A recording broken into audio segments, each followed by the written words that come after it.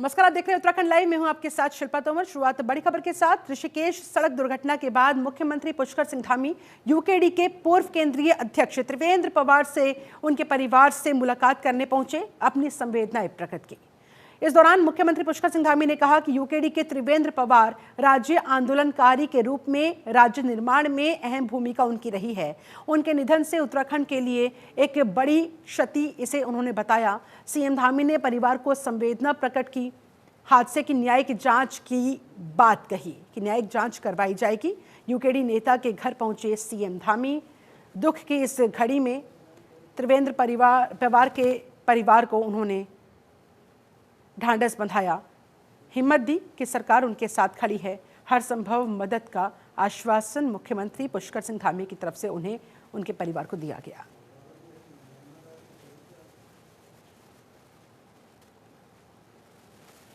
बड़ी क्षति है और श्री स्वर्गीय त्रिवेंद्र सिंह पवार जी का बहुत बड़ा योगदान है। उनका जाना हम सभी के लिए बहुत दुखद है, एक अपूर्णीय क्षति है और दुर्घटना हुई है। उसकी जांच के लिए पहले ही आदेश कर दिए गए हैं कि इस प्रकार की दुर्घटनाओं की पुनरावृत्ति न हो। हम सभी इस अवसर पर दुखी हैं, भगवान से प्रार्थना करते हैं कि उनको अपने श्री चरणों में स्थान दे और उनके पारिवारिक जनों को, सभी को इस जो असमय कष्ट आया।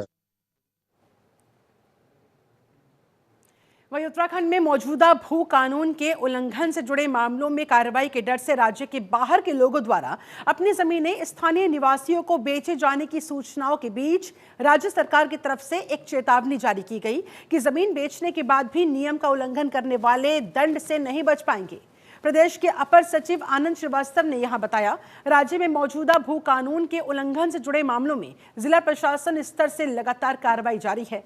उन्होंने कहा, इस कार्रवाई के बीच ऐसी सूचनाएं आ रही है कि राज्य के बाहर के जिन लोगों ने पहले भू कानून का उल्लंघन किया और उल्लंघन करके जमीनों को खरीदा, वे अब इस भू कानून के तहत और इस भूमि को राज्य के लोगों को ही बेचने का काम कर रहे हैं, क्योंकि वो डरे हुए हैं, उनकी पोल खुल जाएगी। श्रीवास्तव ने इस दौरान यह भी साफ किया कि यदि राज्य के बाहर के किसी व्यक्ति ने भू कानून का उल्लंघन करके राज्य में जमीन खरीदी या बेची तो भू कानून के प्रावधानों के तहत उनके खिलाफ एक्शन लिया जाएगा।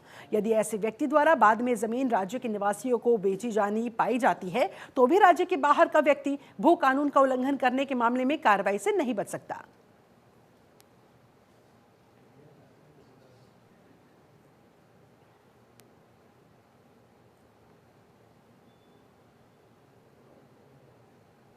वहीं उत्तराखंड समेत तमाम पर्वतीय राज्यों में आपदा जैसी स्थिति बनती रहती है। आपदा के दौरान राज्य को काफी नुकसान उठाना पड़ता है, जिसकी भरपाई के लिए राज्य सरकारें भारत सरकार से राहत पैकेज की मांग करती नजर आ रही है। इसको देखते हुए राज्य के अंदर आपदा न्यूनीकरण और क्षमता निर्माण परियोजनाओं के लिए केंद्रीय गृह मंत्री अमित शाह की अध्यक्षता में एक उच्च स्तरीय समिति की बैठक की गई। बैठक उत्तराखंड राज्य के लिए समिति ने 149 करोड़ रुपए की मंजूरी दी, जिसके बाद मुख्यमंत्री पुष्कर सिंह धामी ने प्रधानमंत्री नरेंद्र मोदी और केंद्रीय गृह और सहकारिता मंत्री अमित शाह का आभार प्रकट किया।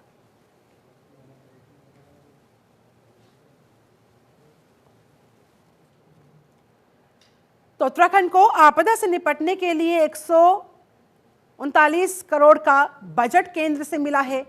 ये मदद आपदा को लेकर केंद्र से उत्तराखंड राज्य को दी गई है और इसी को लेकर प्रधानमंत्री नरेंद्र मोदी का, गृह मंत्री अमित शाह का उत्तराखंड के मुख्यमंत्री पुष्कर सिंह धामी ने आभार प्रकट किया, धन्यवाद किया कि उन्होंने उत्तराखंड को आगे बढ़ाने के लिए, विकास के पथ पर तमाम आपदाओं के बावजूद वापस से लाने के लिए ये जो मदद की है, 139 करोड़ रुपए की जो धनराशि स्वीकृत की गई है, इससे काफ़ी हद तक मदद मिलेगी। आपदा प्रभावितों को मदद पहुंचाई जाएगी और इस तरह से उत्तराखंड को एक बार फिर से विकास के ट्रैक पर लाया जा सकेगा।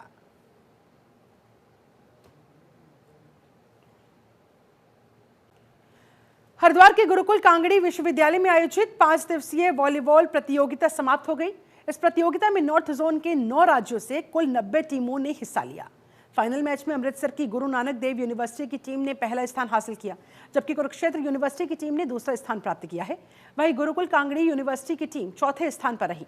प्रतियोगिता की विजेता और उपविजेता चारों टीमें राष्ट्रीय स्तर पर प्रतिस्पर्धा करेंगी। इस मौके पर हरिद्वार के जिला मजिस्ट्रेट कर्मेंद्र सिंह ने मुख्य अतिथि के रूप में प्रतियोगिता में हिस्सा लिया। उन्होंने सभी विजयी टीमों को बधाई दी, खिलाड़ियों का उत्साहवर्धन करते हुए उन्हें भविष्य में और अधिक सफलता के लिए शुभकामनाएं दी।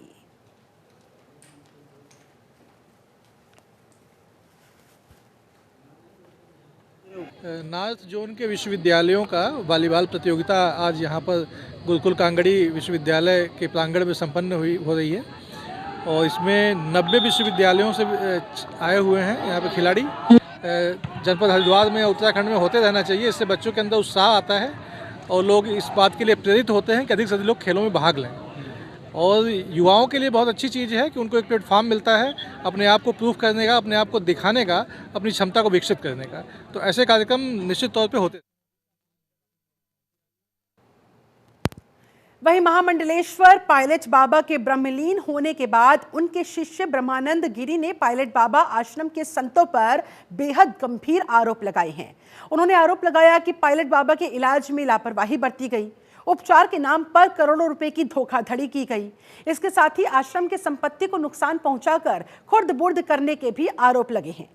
शिष्य द्वारा प्रार्थना पत्र दिए जाने के बाद वरिष्ठ पुलिस अधीक्षक परमेंद्र सिंह डोभाल ने इस मामले को गंभीरता से लेते हुए जांच के लिए एसआईटी का गठन कर दिया है।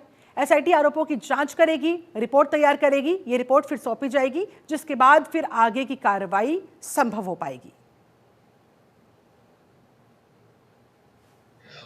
आवेदक ब्रह्मानंद गिरी महाराज की ओर से एक प्रार्थना पत्र मुझे दिया गया था, जिसमें पायलट बाबा आश्रम में हुई अनियमितताओं के संबंध में एवं पायलट बाबा जी की मृत्यु के संबंध में बरती गई लापरवाही के संबंध में उनके द्वारा एक जांच करने और इसमें अभियोग पंजीकृत करने की मुझे एक प्रार्थना पत्र दिया गया था, जिसकी क्योंकि मामला बड़ी गंभीर प्रवृत्ति का है और साथ में काफ़ी बड़े पायलट बाबा जी के से जुड़ा हुआ व्यक्तित्व से जुड़ा हुआ मामला भी है, इसलिए संपूर्ण घटनाक्रम को ध्यान में रखते हुए एसपी सिटी की अध्यक्षता में एक एसआईटी मेरे द्वारा गठित की गई है, जो इनके द्वारा लगाए गए समस्त आरोपों की जांच भी करेंगे और उसमें अगर इस प्रकार की कोई अनियमितता बरती गई है तो उसको प्रकाश में भी लाएंगे। उसमें जो भी चीज़ आगे इस जाँच के उपरांत निकलेगा उसी के अनुसार आगे की कार्रवाई की जाएगी। आवेदक ब्रह्मानंद गिरी महाराज की ओर से एक वहीं हल्द्वानी नगर निगम ने सार्वजनिक उपयोग के लिए अब शहर में नजूल भूमि पर कब्जा लेकर होर्डिंग बोर्ड लगाने वहां शुरू कर दिए।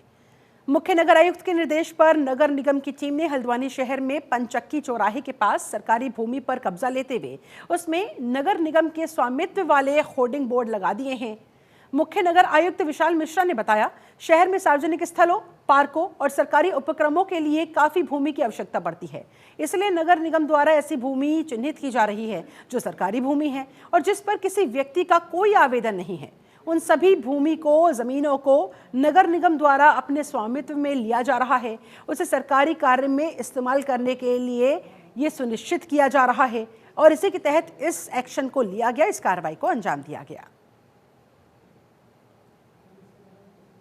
देखिए, सार्वजनिक उपयोग के लिए ज़मीनों की आवश्यकता है, जैसे कूड़ा घर बनाना, ट्रांसफ़र स्टेशन बनाना, एमआरएफ सेंटर बनाना, इसके अतिरिक्त आंगनवाड़ी केंद्र बनाना, पार्किंग बनाना। इसके लिए ज़मीनों का विश्लेषण किया गया नगर निगम हल्द्वानी काठगोदाम क्षेत्र अंतर्गत जो भी ज़मीनें थी और जो भी ज़मीनें भी सरकारी ज़मीनें हैं जिन पर किसी व्यक्ति द्वारा किसी भी तरीके का कोई आवेदन नहीं किया गया है, उसकी एक लिस्ट बना करके ज़मीनों को व्यापक जनहित में आम जनमानस के उपयोग के लिए बनाए जाने वाले स्ट्रक्चर के लिए इन ज़मीनों को नगर निगम अपने आधिपत्य में ले रहा है। अभी तक 2 ज़मीनों पर इस तरीके की कार्रवाई की गई है और बाद में यदि किसी का कोई पक्ष उसमें आता है तो उसको पक्ष को भी सुना जा रहा है। तो जो भी प्रक्रिया है वो नियमानुसार की जा रही है और आगे भी इस तरीके की कार्रवाई जारी रहेगी ताकि हम आम जनमानस को सुविधा उपलब्ध करा सकें। उधर कानपुर से बीजेपी के पूर्व विधायक प्रणव सिंह आज खनन माफियाओं के ओवरलोडेड डंपर को लेकर काफी आक्रामक मोड में नजर आए। हाल ही में गाली गलौज और धमकी भरा एक ऑडियो वायरल होने के बाद अपने आवास पर प्रेस वार्ता करने के दौरान प्रणव ने चेतावनी देते हुए कहा कि अगर जल्द ही अवैध खनन और ओवरलोडिंग डंपर बंद नहीं किए गए तो वो अपने समर्थकों के साथ आंदोलन करने के लिए मजबूर हो जाएंगे। इन लोगों को पकड़ कर बाकायदा पुलिस के पास ले जाया जाएगा। प्रणव सिंह ने बड़े ही बेबाकी के साथ ये बात कही कि उनके क्षेत्र में काफी समय से इस तरह के अवैध खनन के बड़े बड़े डंपर चल रहे हैं, वो खुलेआम दिख रहे हैं, जिन पर पुलिस प्रशासन कभी लगाम नहीं लगा पाया। आए दिन हादसा होना भी आम बात हो चुकी है। खनन माफियाओं के डंपर द्वारा उनके वाहनों को क्षति पहुंचाने की कोशिश की गई, जिसमें उनका वाहन एक बार बाल बाल भी बचा। इसी को लेकर उन्होंने वाहन स्वामी को चेतावनी भी दी। प्रणव ने बड़ी बेबाकी के साथ कहा कि अपने क्षेत्र में वो जिम्मेदार व्यक्ति है, 4 बार के विधायक रह चुके हैं। उन्होंने अपने क्षेत्र में सड़क दुर्घटना में किसान की मौत के मामले में भी प्रदेश के डीजीपी से लेकर प्रमुख सचिव तक को अवगत करवाया है और अब वो इस मामले को हल्के में नहीं ले सकते हैं। इसको लेकर उन्होंने शासन प्रशासन की आंख खोलने का काम किया और कहते नजर आए कि अगर अब भी इन पर लगाम नहीं लगाया गया तो वो अपने समर्थकों के साथ इस मुद्दे को उठाते हुए आंदोलन करने के लिए मजबूर हो जाएंगे। तो चिंता कुंवर प्रणव सिंह चैंपियन ने कभी नहीं की, चाहे विधायक थे नहीं थे, लेकिन चिंता मुझे अपनी जनता की है। हमारे क्षेत्र में अनाधिकृत रूप से ये खनन की काली कमाई के जो बड़े बड़े वाहन चल रहे हैं, डंपर हो, ट्रेलर्स हो, ट्रॉले हों, और बेइंतहा स्पीड पे चलते हैं, बेखौफ होकर के गुंडागर्दी कर रखी है। हद हो गई। पहले तो मेरी गाड़ी को साइड मारी, उस दिन तो 2 ही थप्पड़ लगा के छोड़ दिया उसको, ड्राइवर को। मैंने कहा आगे के लिए सही रहेंगे। उसके 3 दिन बाद डंपर भरा हुआ पूरा 300 क्विंटल का, और हमारी स्कॉर्पियो में टक्कर मारता। उसमें दोनों पुलिस के गनर मेरे पर्सनल सिक्योरिटी के 2 लोग, और क्षेत्र के थे 2 लोग और एक ड्राइवर। वो सब बेचारे मर जाते, गाड़ी पलट जाती। हम रुके। एक डंपर सोलानी वाले ढलान पे ऊपर चढ़ रहा था, दूसरा सामने से बैक हो रहा था। मैंने उसे उतारा। मैंने कहा भाई क्या तरीका है, गाड़ी में हॉर्न भी बजते हैं, तेज़ हॉर्न लगा रखे हैं, 6-6 हॉर्न लगे हैं गाड़ी में। आम आदमी को तो तुम रौंद दोगे, मार दोगे, जब हमारी गाड़ियों को रोक रहे। 2-2, 3-3 गाड़ी चलती है मेरे साथ। हंसने लगा वो, अजय क्या हो गया क्या होगा। मुझे गुस्सा आया। मैंने कहा अच्छा अपने मालिक से बात करा। छवि की तो चिंता। उधर हरिद्वार के रोशनाबाद पुलिस लाइन में 22वीं अंतर जनपदीय पुलिस प्रतियोगिताओं का शुभारंभ किया गया। मुख्य अतिथि के रूप में पुलिस उप महानिरीक्षक पीएससी जन्मजय प्रभाकर कैलाश खंडूरी ने इस 3 दिवसीय प्रतियोगिता का उद्घाटन किया। इसमें 13 जनपदों की कुल 18 टीमों ने हिस्सा लिया। इस आयोजन का मुख्य उद्देश्य पुलिसकर्मियों के कौशल में वृद्धि करना, उनकी जांच पड़ताल की क्षमताओं को और निखारना है। पुलिस विभाग का यह प्रयास है कि इस प्रतियोगिता के जरिए पुलिस कर्मचारियों को आधुनिक तकनीकों से अवगत करवाया जाए, आधुनिक प्रक्रियाओं से अवगत करवाया जा सके, जिससे कि वो अपनी कार्य क्षमता को और बेहतर बनाने में उन्हें मदद मिल सके। उद्घाटन के दौरान प्रतिभागियों और अधिकारियों में खासा उत्साह देखने को मिला।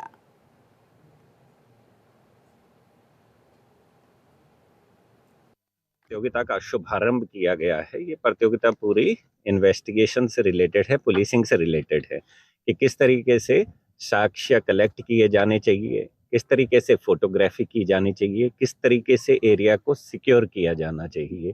तो ये इन्वेस्टिगेशन से रिलेटेड है। इसके अलावा कई बार क्योंकि पुलिस पे बहुत सारे चैलेंजेस हैं, जिसमें वीआईपी ड्यूटीज़ होती है, एंटी टेररिस्ट एक्टिविटीज़ होती है, तो उसमें एंटी सेबोटाज चेकिंग की जाती है, डॉग स्क्वाड का यूज़ किया जाता है, बॉम्ब डिस्पोजल यूनिट का यूज़ किया जाता है। तो बेस्ट प्रैक्टिस और बेस्ट कैसे उनका यूज़ किया जाना चाहिए, इसके लिए ये कंपटीशन हर साल करवाया जाता है। यही नहीं, ये नेशनल लेवल में भी इसका कंपटीशन। वहीं हरिद्वार जिले में बिना पंजीकरण संचालित यूज्ड कार बाजार पर प्रशासन ने सख्ती दिखानी शुरू कर दी है। बिना लाइसेंस पुराने वाहनों की खरीद फरोख्त करने वाले डीलर्स की सूची तैयार की जा रही है। परिवहन विभाग ने ऐसे डीलर्स को नोटिस भेजने भी शुरू कर दिए। केंद्र सरकार की नई नीति के तहत अब केवल पंजीकृत डीलर ही पुराने वाहनों की खरीद फरोख्त कर सकेंगे। केंद्र सरकार ने दिसंबर 2022 में authorised dealer of registered vehicle और स्टैंडर्ड ऑपरेशन प्रोसेसिंग नीति लागू की थी। इसके अनुसार पुराने वाहनों की खरीद फरोख्त का डाटा परिवहन विभाग के पोर्टल पर अपलोड करना अनिवार्य है, जरूरी है। हरिद्वार में परिवहन विभाग ने पुराने वाहनों का कारोबार करने वाले डीलर्स को पंजीकरण करने के लिए यानी कि रजिस्ट्रेशन करने के लिए कहना शुरू कर दिया है। इस तरह के इंस्ट्रक्शंस उनको जारी कर दिए गए हैं और जो डीलर ऐसा नहीं करेगा उनके खिलाफ कार्रवाई करने की बात कही गई है। एआरटीओ पंकज श्रीवास्तव ने जानकारी दी कि ऐसे 7 डीलर्स को नोटिस जारी किया गया जो बिना किसी रजिस्ट्रेशन के पंजीकरण के कारोबार को अपना चला रहे थे। उन्होंने चेतावनी दी कि यदि इन डीलर्स ने 7 दिनों के अंदर अपना पंजीकरण नहीं करवाया तो उनकी सारी गाड़ियां ब्लैकलिस्ट कर दी जाएंगी, ना वो खरीदी जा सकेंगी ना वो बेची जा सकेंगी। इसके बाद उन गाड़ियों का भविष्य में कोई कार्य नहीं करवाया जा सकेगा, वो एक तरीके से डंप कर दी जाएंगी।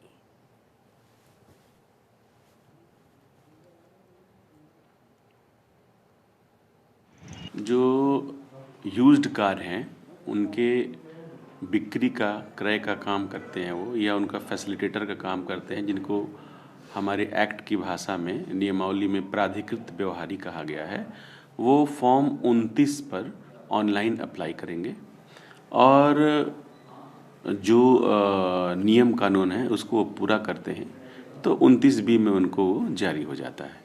तो इस संबंध में जितने भी डीलर हैं उनको हमने मौखिक रूप से भी और लिखित रूप से भी पहले कहा था, लेकिन संज्ञान में आया कि ऐसा नहीं हो पा रहा है।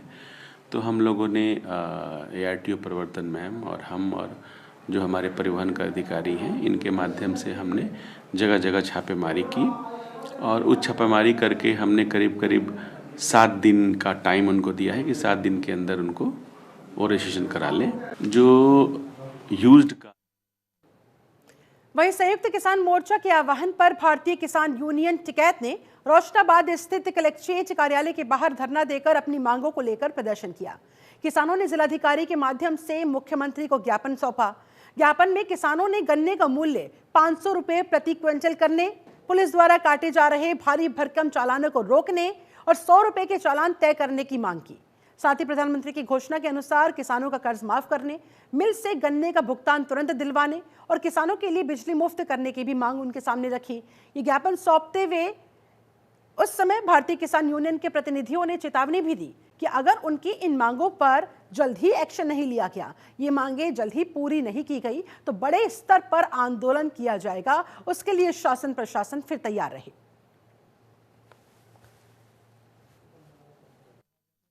आज हमारा जो संयुक्त किसान मोर्चा के आह्वान पर ये धरना प्रदर्शन करा गया और अपनी जो प्रदेश की और जिले की जो समस्याएं हैं उन समस्याओं को लेकर माननीय जिलाधिकारी महोदय के द्वारा मुख्यमंत्री उत्तराखंड सरकार के नाम एक ज्ञापन भिजवाया। सरकार अच्छा काम करो, किसान और मजदूरों के हित में कार्य करो। अभी गन्ने का सीजन चला हुआ और गन्ने का सीजन लगभग 15 दिन हो गए चले हुए, लेकिन आज तक उत्तराखंड सरकार ने गन्ने का भाव नहीं घोषित किया। हमारा उत्तराखंड सरकार से मांग यह है कि वो कम से कम महंगाई को देखते हुए 500 रुपये गन्ने का भाव घोषित करो और जनता के हित में अच्छे अच्छे कानून बनाओ। जिस तरीके से 10,000 के 20,000 के चालान काट कर जनता को लूटा जा रहा है, 10,000 के 20,000 के आम जनता चालान कहाँ से दे देगी? हम मात्र 100 रुपये का चालान देने में सक्षम हो। तो इसी तरीके के जो ये कानून उत्तराखंड सरकार ने बनाए, हम इनका पूर्ण रूप से विरोध करते हैं और ये सरकार से संविधान दिवस के उपलक्ष्य में ये सरकार से मांग करते हैं कि वो किसान मजदूर जनता के हित में अच्छे अच्छे कार्य। वहीं देहरादून जिले में बढ़ती सड़क दुर्घटनाओं को देखते हुए देहरादून SSP अजय सिंह सड़कों पर उतरे। उन्होंने आशा रोडी, पंडितवाड़ी, नंदा की चौकी समेत तमाम क्षेत्रों में जाकर सड़कों के बॉटल नेक का निरीक्षण करते हुए सुधार के निर्देश दिए। इस मौके पर नंदा की चौकी क्षेत्र में कुछ युवा बिना हेलमेट के तेज रफ्तार में बाइक चलाते हुए पकड़े गए। SSP ने यातायात नियमों के पालन की हिदायत दी, उनके चालान भी काटे और भविष्य में इस तरह की कोई हरकत न करने की उनको चेतावनी दी गई। SSP ने दुर्घटना संभावित क्षेत्रों का निरीक्षण किया। सड़क दुर्घटनाओं पर अंकुश लगाने के लिए प्रभावी कार्रवाई के निर्देश दिए। रिफ्लेक्टर और साइन बोर्ड्स लगाने के लिए संबंधित अधिकारियों से कहा गया है। अधिकारियों को सभी शिक्षण संस्थानों के प्रबंधकों के साथ समन्वय बनाकर छात्रों को यातायात नियमों के प्रति जागरूक करने के लिए भी कहा गया।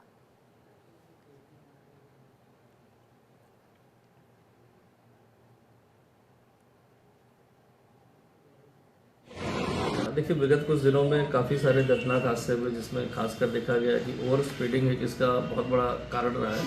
इसके देखते हुए अभी जो रोड सेफ्टी कमेटी की जो बैठक जिलाधिकारी की अध्यक्षता में हुई थी उसमें भी हमने सभी विभागों ने जो इसमें अपने इनपुट दिए थे, इसमें पुलिस विभाग की तरफ से जो स्टॉप लाइन है या बैरियर्स ऐसे जो ब्रेकर्स बनने हैं, इस तरह के सुझाव को दिया गया था जो टेकअप हुआ था और जो शहर में विभिन्न जो चौराहे हैं वहाँ पर भी लगाए जा रहे हैं। और साथ ही साथ ऐसे कुछ बॉटलनेक्स भी बताए गए थे जहाँ पर एक्सीडेंट होने की संभावनाएं ज़्यादा हैं, उसके लिए भी निवारण के लिए संबंधित विभाग को निर्देश दिया गया है। खासकर आपने देखा होगा आशा रोडी पर भी एक एक्सीडेंट हुआ था बॉर्डर पर, तो वहाँ के जो रोड अलाइनमेंट है उसको लेकर भी और साथ ही साथ वहाँ पर प्रकाश व्यवस्था भी हो जाए और रिफ्लेक्टर्स लग जाए, तो रिफ्लेक्टर्स वगैरह लग जाए, प्रकाश व्यवस्था भी वहाँ पर सुचारू रूप से उसमें व्यवस्था बनाई जा रही है।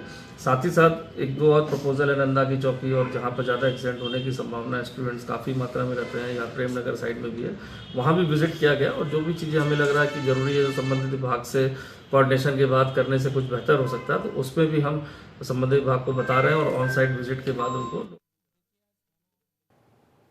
वहीं इंद्रमणि बड़ोनी चौक के पास हुए दर्दनाक सड़क हादसे का संज्ञान लेकर प्रशासन हरकत में आया है। प्रशासन ने घटना की जांच शुरू कर दी है। पुलिस और लोक निर्माण विभाग की संयुक्त टीम के साथ परिवहन विभाग ने जांच शुरू कर दी है। जांच में देहरादून से आए आरटीओ देहरादून शैलेश तिवारी ने पुलिस के साथ घटनास्थल पर पहुंचकर मौके का मुआयना किया। मौके पर रोड की चौड़ाई को नापा। घटनास्थल पर मौजूद कुछ लोगों से बातचीत की। आरटीओ शैलेश तिवारी ने बताया, जांच के बाद ही स्पष्ट हो पाएगा कि आखिरकार ऐसा क्या हुआ जो इतनी बड़ी घटना घट गई, जिसमें यूकेडी के नेता समेत 3 लोगों की मौत हो गई। आधा दर्जन से ज्यादा कारें क्षतिग्रस्त हो गई।